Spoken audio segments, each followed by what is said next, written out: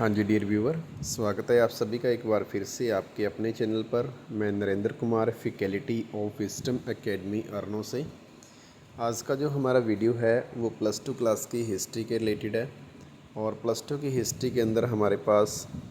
ये book third है और इस बुक का हमारे पास नेम है थीम्स इन दी मॉडर्न हिस्ट्री पार्ट थर्ड। और इसके अंदर हम आज पढ़ेंगे मॉडर्न हिस्ट्री के बारे में, जो कि ब्रिटिश पीरियड को बिलोंग करती है। और इसका हमारे पास जो फर्स्ट चैप्टर है उसका नाम है colonialism and the country side. यहाँ पर जो वर्ड कॉलोनियलिज्म है ये ब्रिटिश पीरियड को बिलोंग करता है, और जो दूसरा वर्ड है हमारे पास कंट्री साइड। कंट्री साइड का यहाँ पर बेसिक मीनिंग ये है कि जब ब्रिटिश हमारे इंडिया के अंदर आए तो उन्होंने सबसे पहले हमारे पास रूरल जो एरिया है उसके अंदर जो एग्रीकल्चर सेक्टर है उसको किस तरीके से एक्सप्लॉइट किया है, और इस एक्सप्लॉयटेशंस के लिए उन्होंने कौन सी पॉलिसीज़ अडॉप्ट की हैं। ख़ास करके हमारे पास बंगाल, बॉम्बे और जो मद्रास की जो प्रेसिडेंसी हैं इनके अंदर ब्रिटिश ने जो रूरल एरिया के पीसेंट या जब वहाँ के टीनेंट्स हैं उनको किस तरीके से अलग अलग तरह की जो ग्रीडनेस या लालच दिए गए, और उन्होंने किस तरीके से भारत की जो एग्रीकल्चर सेक्टर है उसको एक्सप्लॉइट कर अपने देश को कैसे इंडस्ट्रियल रेवोल्यूशन वहाँ पर लेके आए। तो इस चैप्टर की सबसे पहले हमारे पास इंट्रोडक्शन है, और इंट्रोडक्शन के अंदर जस्ट हमें चैप्टर के बारे में बताया गया कि इस चैप्टर के अंदर हमने एक तो बंगाल के बारे में यहाँ पढ़ना है कि बंगाल के अंदर किस तरीके से जो कॉलोनियल रूल है वो एस्टेब्लिश हुआ,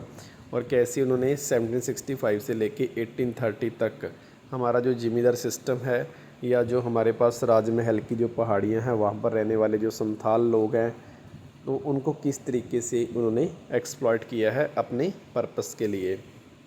और उसके बाद हमने इस चैप्टर के अंदर पढ़ना है 1813 की जो 5th रिपोर्ट है, जिसके अंदर ब्रिटिश कंपनी को कंट्रोल करने के लिए ब्रिटिश पार्लियामेंट ने डिफरेंट टाइप्स के जो लॉज हैं वो पास आउट किए हैं। और इसके अलावा हम बॉम्बे प्रेसिडेंसी के बारे में पढ़ेंगे कि कैसे वहाँ पर रॉयट्स हुए और उन रॉयट्स का क्या क्या कारण थे, और किस तरीके से जो ब्रिटिश हैं उन्होंने बॉम्बे के अंदर रहने वाले जो रूरल इकोनॉमिक पीपल हैं उनको कैसे एक्सप्लॉइट किया है। तो जैसे कि हम सब जानते हैं कि इंडिया के अंदर जो ब्रिटिश है जो कैसे अराइवल हुए हैं। सबसे पहले हमारे पास पुर्तगाली आए हैं जो कि 27 मई 1498 के अंदर आए, वास्को डी गामा। उसके बाद हमारे पास डच आए, फिर उसके बाद फ्रेंच आए, और फाइनली फिर हमारे पास इंग्लैंड आया। और इस चैप्टर के अंदर हम ज़्यादा पुर्तगाल, डच और फ्रेंच के बारे में नहीं पढ़ेंगे, हम ज़्यादा रेफरेंस पढ़ेंगे यहाँ पर इंग्लैंड के बारे में। तो इंग्लैंड की सबसे पहले हमारे पास एक कंपनी आती है 31 दिसंबर 1600 के अंदर, और इस कंपनी का नाम है ईस्ट इंडिया कंपनी। ये कंपनी इंडिया के अंदर ट्रेड करने के लिए आई, और इस कंपनी के अंदर टोटल हमारे पास 20 जो मर्चेंट हैं, व्यापारी हैं, वो इंग्लैंड से ट्रेड करने के लिए आए। इनको इंडिया के अंदर आने की जो परमिशन है उस समय की जो इंग्लैंड की प्रिंसेस है एलिज़ाबेथ ने दी, और एलिज़ाबेथ की परमिशन से ही ये इंडिया के अंदर आए। अब यहाँ से हम बात याद रखना है कि यहाँ पर हमारे पास उस समय भारत के अंदर मुग़लों का पीरियड चल रहा है, मुग़ल डायनेस्टी, जो कि 1526 से स्टार्ट होएगी, और 1857 बहादुर शाह जफ़र जो कि मुग़लों के आखिरी एम्पायर थे वहाँ तक हम इसको रीड करेंगे। अब इस समय इंडिया के अंदर जब ईस्ट इंडिया कंपनी आती है तो उस समय इंडिया के अंदर जो मुग़लों के एम्पायर हैं उनका नाम है जहांगीर। जहांगीर उस समय हमारे इंडिया के अंदर मुग़ल एम्पायर हैं। तो ईस्ट इंडिया कंपनी इन्हीं के टाइम पीरियड के दौरान इंडिया के अंदर आई है, और इन्होंने 1615 के अंदर इंडिया में ट्रेड करने की जो परमिशन है वो कंपनी के उस समय हेड लीडर थे थॉमस रो, और थॉमस रो ने जहांगीर से यहाँ पर ट्रेड करने के लिए परमिशन ली है, और 1615 के अंदर इनको यहाँ पर ट्रेड करने की परमिशन भी मिल जाती है। तो उसके बाद उनका मेन टारगेट 3 एरिए हैं, सबसे पहले बॉम्बे, फिर बंगाल, और तीसरा है मद्रास। अब इन तीनों एरियो के अंदर हम एग्रीकल्चर सेक्टर की रेफरेंस के अंदर स्टडी करेंगे कि कैसे ब्रिटिश ने इन तीनों हमारी जो प्रेसिडेंसी हैं उनके अंदर किस तरीके से इंडियन के जो इंडियन पीसेंट हैं उनको कैसे एक्सप्लॉइट किया है, उनके एग्रीकल्चर सेक्टर के अंदर किस तरीके से न्यू पॉलिसीज़ अडॉप्ट करके उनको गुमराह किया गया और बाद में अपने पर्पस के लिए उनको यूज़ किया गया। तो सबसे पहले कहानी हम स्टार्ट करते हैं यहाँ बंगाल से। तो बंगाल के अंदर 1756 के अंदर यहाँ से हमारी स्टोरी स्टार्ट होगी। तो बंगाल के जो नवाब थे जो पहले 1756 के अंदर अचानक उनकी डेथ होगी और उनकी डेथ के बाद उनकी बेटी का बेटा जिनका नाम है सिराज उद दौला, जो कि बंगाल के उस समय नवाब थे, और इन्होंने 1756 के अंदर उनके नाना जी की मृत्यु के बाद वहाँ पर नए नवाब घोषित किए गए। और जैसे ही ये नवाब बने तो इन्होंने ब्रिटिश इंडिया कंपनी, जो ईस्ट इंडिया कंपनी है, जो यहाँ से पहले बंगाल से बिना किसी टैक्स के सामान लेके जाते थे, उसके ऊपर बैन लगा दिया कि आज के बाद अगर ईस्ट इंडिया कंपनी बंगाल से कोई भी सामान लेके जाना चाहती है तो उसको टैक्स पेड करना पड़ेगा। तो इसकी वजह से ब्रिटिश गवर्नमेंट को ये लगा कि हम लगभग पिछले 30 या 35 साल से बिना किसी टैक्स के सामान यहाँ से लेके जा रहे हैं, लेकिन इस नए नवाब की वजह से अब हमें टैक्स पेड करना पड़ेगा। अब जितना ज़्यादा वो टैक्स पेड करेंगे उतना ही कंपनी का प्रॉफिट है जो वो डाउन जाएगा। तो इसकी वजह से ब्रिटिश जो उस समय की कंपनी है ईस्ट इंडिया कंपनी और जो बंगाल के नवाब हैं सिराजुद्दौला, इनके बीच में कन्फ्लिक्ट क्रिएट हो गया। और इसके लिए ब्रिटिश और सिराजुद्दौला के बीच में एक बैटल होती है जिसको हम बोलते हैं बैटल ऑफ प्लासी, जो कि 1757 के अंदर हुई और डेट है 23 जून। तो 23 जून 1757 को ईस्ट इंडिया कंपनी, जिसके लीडर थे उस समय रॉबर्ट क्लाइव और इधर से सिराजुद्दौला, इन दोनों के बीच में ये बैटल होता है। लेकिन जो रॉबर्ट क्लाइव है उन्होंने बंगाल के जो नवाब के दो मेन सेनापति हैं, जिसका नाम मीर कासिम और दूसरे का नाम है राय दुर्लभ, इन दोनों को एक लालच दिया गया कि अगर आप नवाब को लड़ाई के अंदर किसी प्रकार से डिसीव करते हो, उनको धोखा देते हो, तो हम आपको बाद में नवाब की जगह पर किंग बना देंगे। तो मीर कासिम और जो राय दुर्लभ है ये दोनों रॉबर्ट क्लाइव की बातों में आ जाते हैं, और जिसकी वजह से जो नवाब सिराजुद्दौला है वो ये लड़ाई हार जाता है। और इस लड़ाई के अंदर इन दोनों सेनापतियों ने अपने ही नवाब को धोखा दिया, और जिसकी वजह से जो सिराजुद्दौला है वो ये बैटल हार जाता है। बैटल हारने के बाद जो सिराजुद्दौला है वो जंग के मैदान से वहाँ से भाग जाता है। और उसके कुछ सालों के बाद 1764 में एक और बैटल होती है, और ये बैटल होती है, इस बैटल को हम बोलते हैं बैटल ऑफ बक्सर। अब बैटल ऑफ बक्सर के अंदर उस समय के तीन मेन राजे, एक तो अवध का राजा नवाब, दूसरा बंगाल का नवाब, और तीसरे नवाब थे यहाँ पर, मतलब उस समय के दिल्ली सल्तनत के बादशाह, मुग़ल एम्पायर के टाइम के, तो दिल्ली के उस समय के बादशाह, ये तीनों एक साइड में थे। और इनके साथ जो बैटल हुई वो हुई ब्रिटिश की, जिनकी लीडरशिप इस बार फिर सेम रॉबर्ट क्लाइव कर रहा है। तो दिल्ली के जो उस समय के मुग़ल एम्पायर थे उनका नाम था शाह आलम सेकंड, और जो अवध के थे उनका नाम है शुजा उद दौला, और जो बंगाल के थे उनका नाम है सिराज उद दौला। इन तीनों ने 1764 के अंदर ब्रिटिश के ख़िलाफ़ वॉर की, एक बैटल की, और इस बैटल के अंदर जो ब्रिटिश है इन्होंने इंडिया के जो उस समय के नवाब्स थे उनको हरा दिया। और इस तरीके से 1764 की बैटल हारने के बाद ब्रिटिश का टोटली जो कब्ज़ा हो गया वो बंगाल के ऊपर हो चुका था। अब इसके बाद जैसे ही बैटल ख़त्म हुआ, बैटल ख़त्म होने के बाद ब्रिटिश और जो इंडिया के उस समय के किंग थे, नवाब थे, उनके बीच में एक एग्रीमेंट हुआ जिसको हम बोलते हैं treaty of Allahabad. Treaty of Allahabad 1765 के अंदर हुई है। अब इस ट्रीटी में दो बातें मेन याद रखनी है आपने, कि पहला तो ये ट्रीटी हुई है ब्रिटिश के और इंडिया के जो नवाब थे सिराजुद्दौला के बीच में हुई है। अब इस ट्रीटी के अकॉर्डिंग सबसे पहला तो इन्होंने रूल ये बनाया कि बंगाल के अंदर आज के बाद जितनी भी लैंड है, उस लैंड के अंदर जितना भी रेवेन्यू कलेक्शन होगा वो आज के बाद नवाब नहीं करेगा। नवाब की जगह पर ये सारा जो रेवेन्यू कलेक्शन है वो करेगा ब्रिटिश। रेवेन्यू की रिस्पॉन्सिबिलिटी अब सारी कलेक्शन की वो ब्रिटिश के पास आ गई। और जो सिराजुद्दौला हैं जो कि बंगाल के नवाब थे, उसके बाद जो बाद में नए नवाब बने हैं, अब उनके बाद सिर्फ कौन सी पावर रहेगी? Only judicial power. अब जो बंगाल के नए नवाब बनेंगे, जैसे पहले मीर कासिम को बनाया गया, फिर उसके बाद राय दुर्लभ को बनाया गया, तो अब जो बंगाल के नए नवाब है, जो कि प्रेजेंटली देखा जाए तो ब्रिटिश के हाथ में एक पपट है, क्योंकि उन्होंने ही उसको वहाँ पर इलेक्ट किया है नवाब सिराजुद्दौला के बाद। अब ये पपट गवर्नमेंट है और इस पपट गवर्नमेंट के पास सिर्फ जुडिशियल पावर हैं, और जो रेवेन्यू कलेक्शन का राइट है, जो अधिकार है, आज के बाद पूरी ज़मीन से जितना भी टैक्स कलेक्शन होगा या जितना भी रेवेन्यू कलेक्शन होगा वो सारा आज के बाद ब्रिटिश के हाथ में आ गया। इस ट्रीटी को हम बोलते हैं ट्रीटी ऑफ इलाहाबाद। तो ट्रीटी ऑफ इलाहाबाद के बाद यहाँ पर 1765 के बाद अंग्रेज़ों ने हमारी जो एग्रीकल्चर सेक्टर है इसका कमर्शियलाइजेशन कर दिया। अब देखो, दो तरह की फार्मिंग होती है, एक होती है सब्सिस्टेंस फार्मिंग और एक आपकी होती है कमर्शियल फार्मिंग। सब्सिस्टेंस फार्मिंग का मतलब होता है कि जिसके अंदर आप कोई भी फूड ग्रेन प्रोड्यूस कर रहे हो वो अपनी फैमिली की नीड्स को फुलफ़िल करने के लिए कर रहे हो, आप मार्केट के अंदर बेचने के लिए आपके पास कोई भी सरप्लस नहीं है।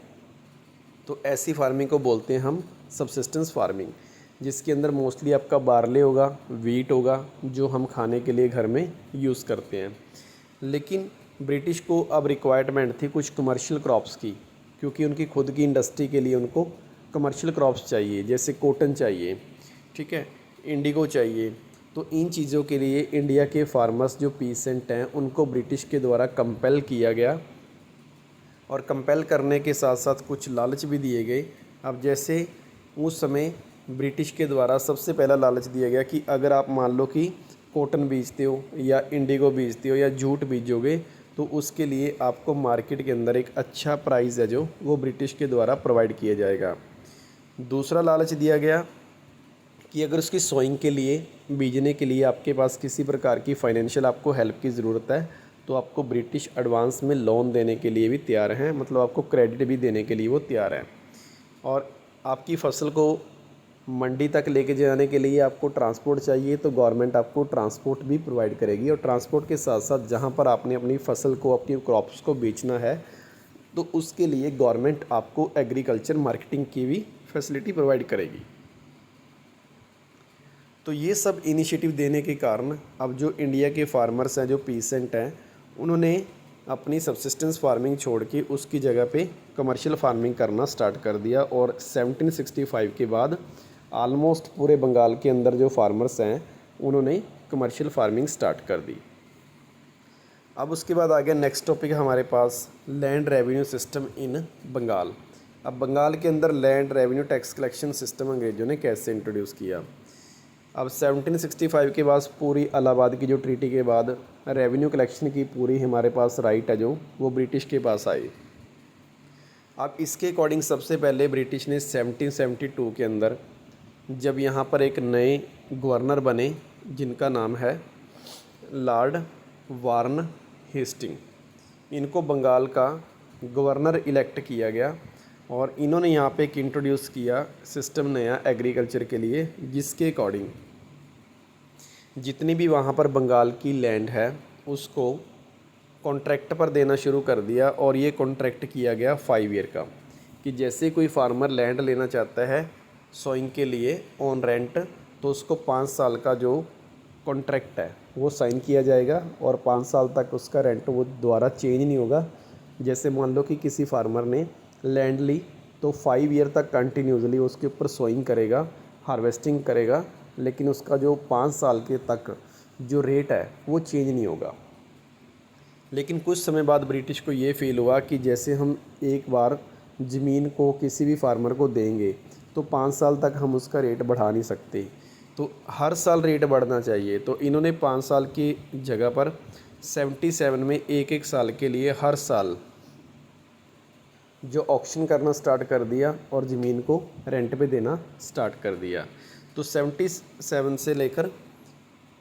1793 तक सब कुछ ठीक चल रहा था, लेकिन लास्ट में 1793 में जाके यहाँ पर प्रॉब्लम क्रिएट होगी कि जो भी टेनेंट्स ब्रिटिश से लैंड लेते थे उनके कई बार क्रॉप फेलियर हो जाता था, और क्रॉप फेलियर के केस के अंदर जो वो फार्मर्स थे या जो टीनेट्स थे वो अपना टाइम पर रेंट नहीं दे पाते थे, जिसकी वजह से ब्रिटिश की जो इनकम है वो लगातार डाउन जा रही थी। अब इस इनकम को फिक्स करने के लिए ब्रिटिश एक नया सिस्टम लेके आए और उस सिस्टम को हम बोलते हैं जिमीदार सिस्टम। अब देखो जिमीदार सिस्टम क्या है। सबसे पहले इसकी इंट्रोडक्शन है कि जिमीदार सिस्टम को हम दूसरा नाम बोलते हैं परमानेंट सेटलमेंट। अब परमानेंट सेटलमेंट का मतलब होता है कि जैसे हमारे पास कोई भी लैंड है, अब उस लैंड को पहले ऑनर तो इसके मेनली देखा जाए तो पहले ब्रिटिश थे, तो ब्रिटिश ने क्या किया, जिमीदार जो बड़े रिच पीपल हैं उनको इनका मालिक बना दिया, और जो ये जिमीदार है ये आगे ज़मीन किसी को भी टिलर को दे सकता है, और जिमीदार हर साल एक फ़िक्स अमाउंट है जो वो ब्रिटिश के अकाउंट में सबमिट करवाएगा, डिपॉजिट करवाएगा, और जिमीदार फ्री है कि वो टिलर से जितनी चाहिए उतनी पेमेंट ले सकता है। अब इससे अंग्रेज़ों को क्या बेनिफिट हुआ कि चाहे अगर मान लो कि कल को इसकी टिलर का क्रॉप फेलियर हो भी गया, तो ब्रिटिश है जो अपनी इनकम के लिए सिर्फ जिमीदार को जानते हैं, और जिमीदार को अपने अकाउंट से वो पेमेंट है जो वो हर हाल के अंदर ब्रिटिश को देनी पड़ेगी। अब इसके अंदर आपको एक एमसीक्यू पूछा जाता है, जैसे टिलर से मान लो कि पेमेंट ले ली जिमीदार ने, अब जिमीदार इस पेमेंट को आगे डिस्ट्रिक्ट लेवल पर जो एक रेवेन्यू कलेक्टर ऑफिसर है जिसको हम बोलते हैं अल्मा, अब ये अल्मा के पास पेमेंट जमा कराएगा डिस्ट्रिक्ट लेवल पर, और अल्मा से पेमेंट कलेक्ट कर कर फिर उसके बाद ये ब्रिटिश ईस्ट इंडिया कंपनी के पास पहुंचेगी। अब इसके जो की पॉइंट्स है एक बार मैं आपको हाईलाइट करवा देता हूं कि इसके अंदर सबसे पहला पॉइंट हमारे पास क्या है कि जो ज़मींदार है इनको परमानेंटली ज़मीन का ऑनर बना दिया, फर्स्ट पॉइंट। अब उसके बाद ज़मींदार है, इनके बारे में आपने इंपॉर्टेंट पॉइंट याद रखना है कि ये ज़मींदार हैं जो वो अर्बन एरिया में रहते हैं, और इनको प्रॉफिट होता है एज ए इंटरमीडिएट, और ये अपनी लाइफ को लग्जरी लाइफ के तौर पर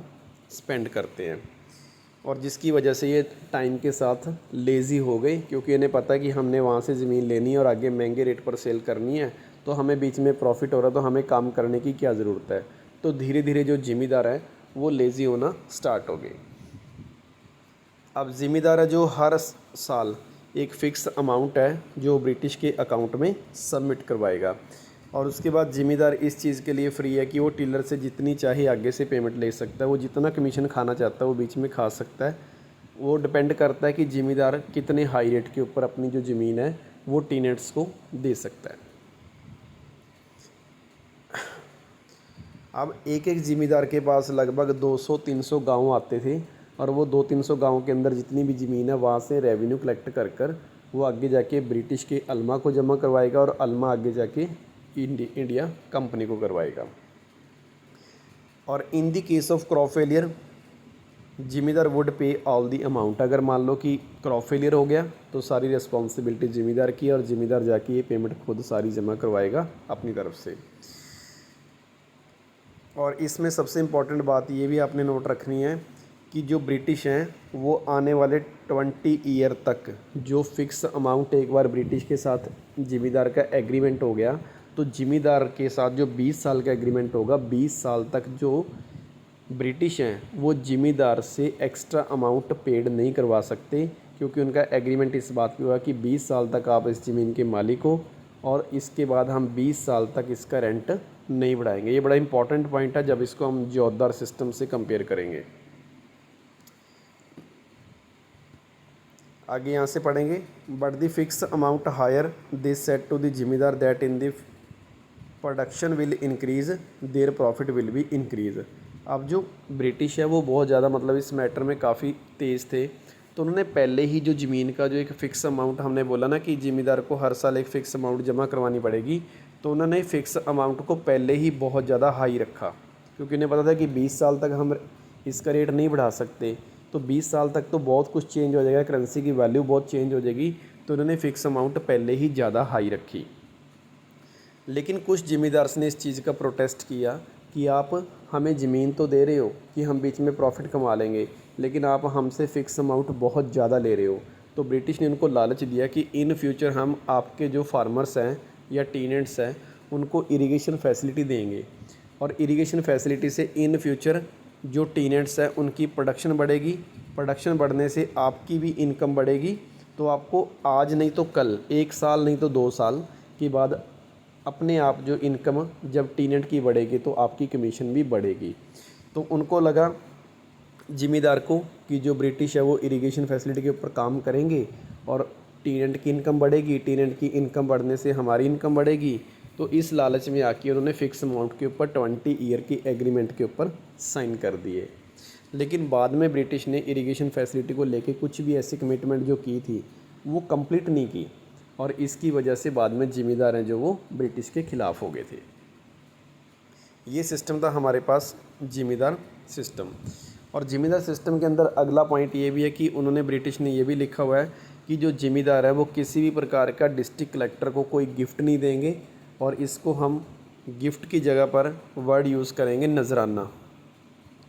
तो यहाँ पर आपका एक एमसीक्यू बनता है कि नजराना का मतलब क्या होता है। तो नजराना का मतलब होता है जो गिफ्ट ज़िम्मेदार द्वारा किसी भी ब्रिटिश ऑफिसर को दिया जाता है उसको पहले नजराना बोलते थे, लेकिन इस एक्ट के अंदर लिख दिया कि किसी भी कलेक्टर ऑफिसर को खुश करने के लिए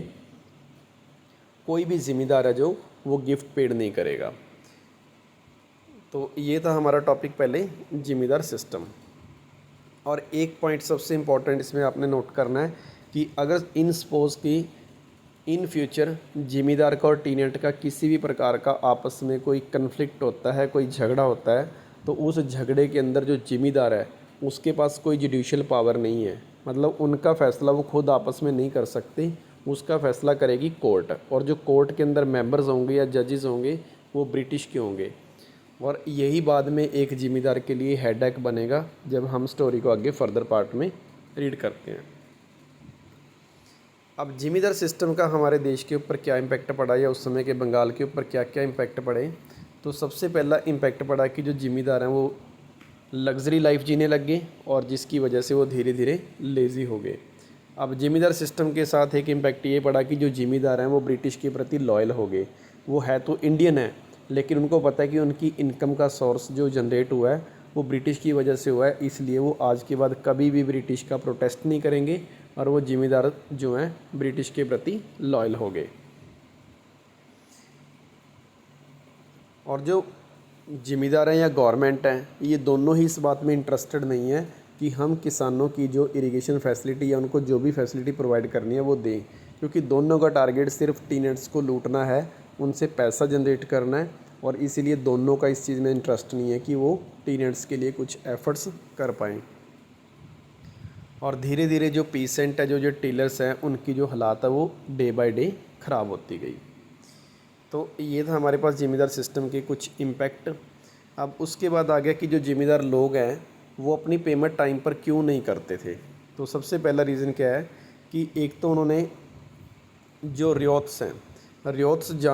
मतलब डेलिबरेटली जानबूझकर अपनी जो पेमेंट है वो लेट करते थे, क्योंकि रियोत को ये पता होता था कि पेमेंट हमने ज़िम्मेदार को देनी है और ज़िम्मेदार ने जो आगे पेमेंट है वो ब्रिटिश को देनी है। अगर मान लो कि टाइम पर पेमेंट ये पेड नहीं करेंगे तो ब्रिटिश तो ज़िम्मेदार को ही पूछेंगे, और ये चाहते थे कि हमारा तो कोई इसके अंदर रोल ही नहीं है, हमें तो ब्रिटिश कुछ कह ही नहीं सकते। इसलिए वो सारी बात उन्होंने ज़िम्मेदारों के ऊपर ही घेरी हुई थी कि अगर ज़िम्मेदार टाइम पे पेमेंट नहीं करेंगे तो ब्रिटिश अपने आप उनके साथ झगड़ेगा, हमारा बीच में क्या रोल है। तो बहुत सारे रॉयट्स के पास पेमेंट तो होती थी, लेकिन वो डेलिबरेटली उस पेमेंट को ज़िम्मेदार को डिले करते थे, और इसकी वजह से जो ज़िम्मेदार है वो उनकी पेमेंट को आगे ब्रिटिश तक नहीं जाने देते थे। दूसरा पॉइंट ये था कि जो ज़िम्मेदार है उसके पास कोई जुडिशियल पावर नहीं थी। तो जुडिशियल पावर ना होने की वजह से कई बार मान लो टीनेंट्स के साथ झगड़ा हो गया, झगड़ा होने की वजह से उनके केस चले जाते थे कोर्ट में, और कोर्ट में जाने के बाद ये केस 10-10 20-20 साल सॉल्व नहीं होते थे। तो इनको लगता था कि हमारे पास कोई जुडिशियल पावर तो है नहीं, तो इसलिए हम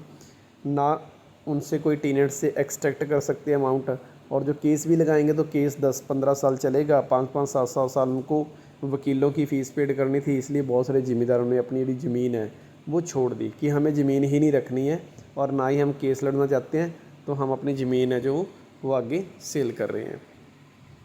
और कई बार क्रॉप फेलियर हो जाता था, क्रॉप फेलियर की वजह से टीनेंट से पेमेंट नहीं आती थी, जिसकी वजह से ज़िम्मेदार है जो ब्रिटिश को अपनी पेमेंट पेड करने में अनेबल थे, और इसकी वजह से ये ज़िम्मेदार जो बार बार पेमेंट्स का डिफ़ॉल्ट करते थे। डिफ़ॉल्ट का मतलब कि वो टाइम पे पेमेंट नहीं दे पाते थे।